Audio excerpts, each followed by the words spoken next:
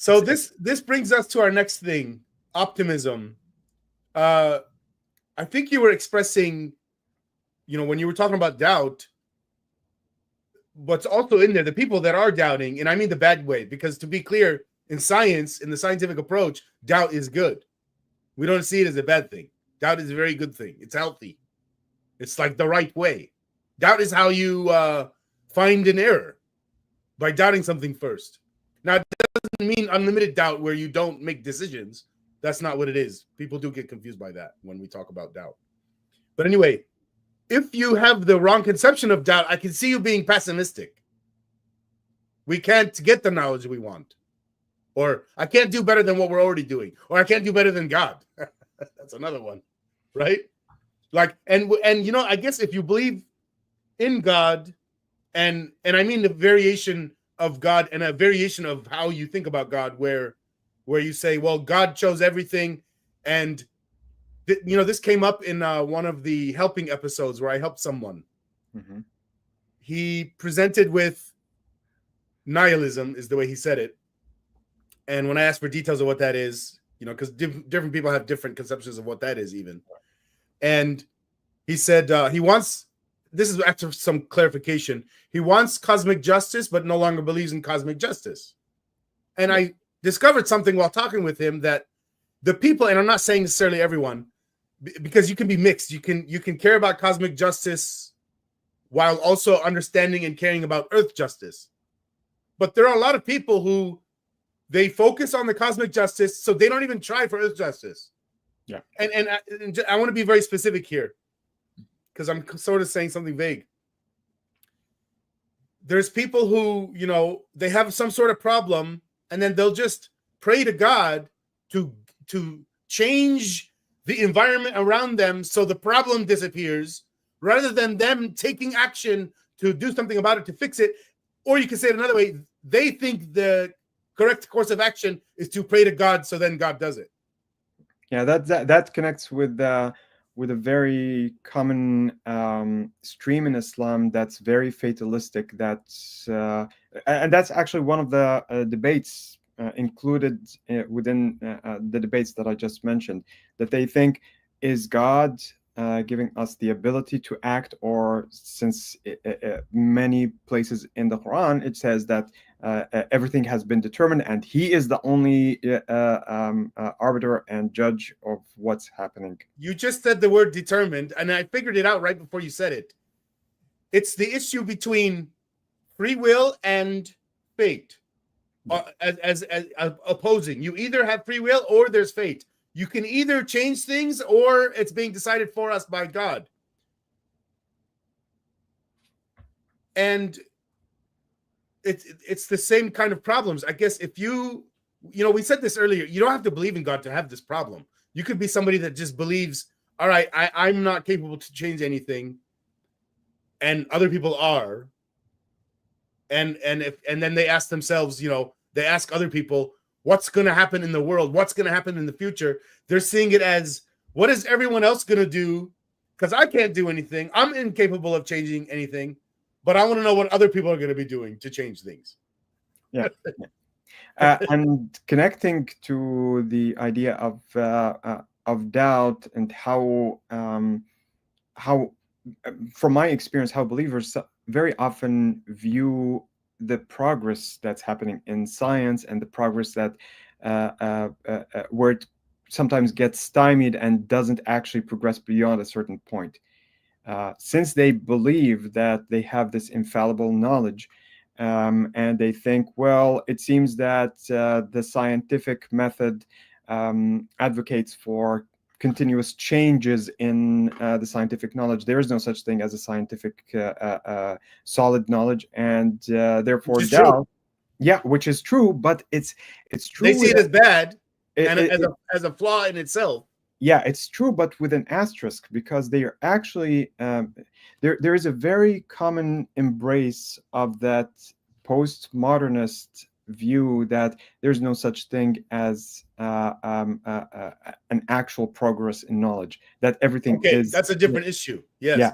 They're saying there's no progress. We're not We're not saying that. There is progress.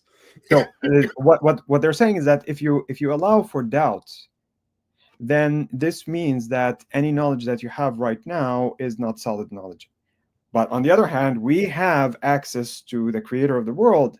We have this infallible source of knowledge, and therefore doubt, if it's ever going to creep into our beliefs, we should try to quench it and get rid of it as much as possible. Which all it does is instantiate the current flaws. Yeah. While on the other side, we are allowing ourselves to make progress on our flaws. Yeah.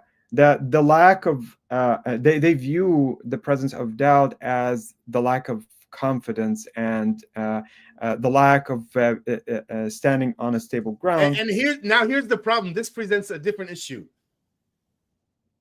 that we've talked about before. We talked about how there's scientists who are trained, in science, and then there's scientists who are also trained in how to speak to other people. Yeah.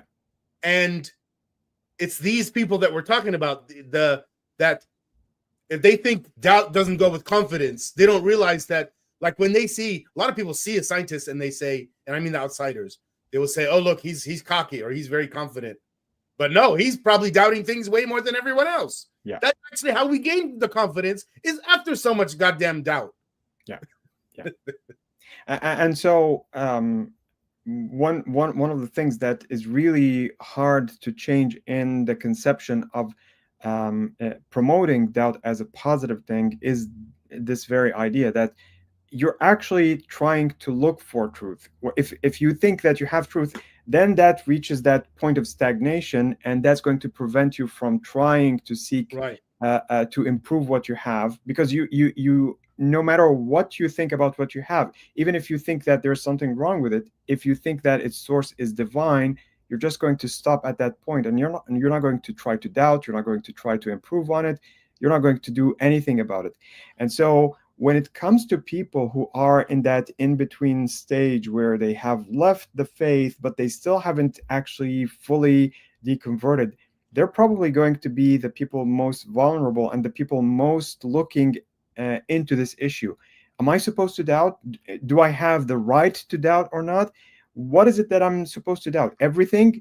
Does that mean that I'm going to be completely deconstructing my whole worldview? And so you end up with people saying things like nihilism is the only thing that's going to sustain them, or the abyss rather that's going to be in front of them, because they no longer have that certainty. So I got to say, we neglected to actually mention what principle number 2 is. Optimism. I implied it. We've implied it. It's optimism. David Deutsch uses this phraseology. He says the principle of optimism is, and the way he describes it is, it's not a generic, and I think there's an irrational version of optimism. Things are going to get better. It's not that. It's the fact that things can get better, and we have the capacity to do it. All problems are soluble, and the only limit we have is we can't break the laws of nature. And I mean the actual laws of nature, not what our current theories about nature are, which are just approximations, like we've been talking about.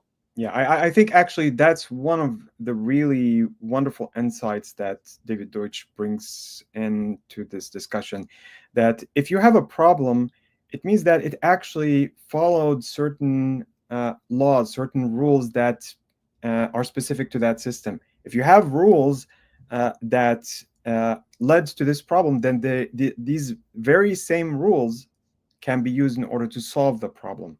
You can also change the rules. Well, it depends on whether you're actually hitting the wall of laws of nature. Then you cannot. Oh, yeah. Well, what I thought you were saying was, there are rules in the sense that they were there before we existed. Like my parents had rules before I was born, and the society had rules before they were born, and a lot of these rules are not questioned. I mean, that's what being a Muslim is in the first place. No, yeah, absolutely. Right? I mean, an entire rule set that wasn't questioned, you can change the rules. And regarding nature itself, we don't actually know what the rules are. So sometimes we could just be wrong because we have the wrong rules. Yes. Yeah. So as an example for people who think maybe we're crazy now, We both have a physics background, okay? He has a PhD. I have a bachelor's degree. A basic concept is, we had Newton's understanding of gravity, and then we had Einstein's understanding of gravity. Yeah. It was a supplanting of the old. Well, what's the good word for it? Starts with a P. Paradigm, right?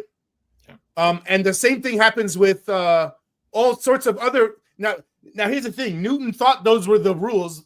I don't know if Newton recognized basic stuff like his stuff is just an approximation and it's going to be improved on in the future. I don't know.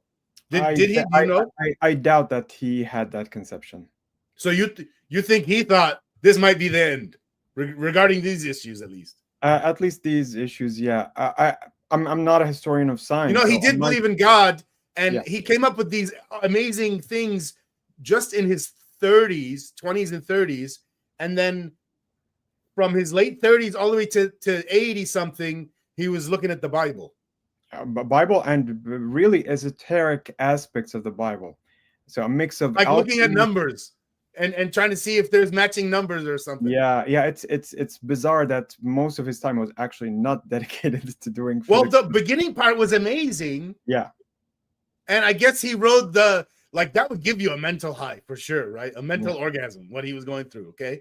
And then maybe that he read that orgasm for 50 years.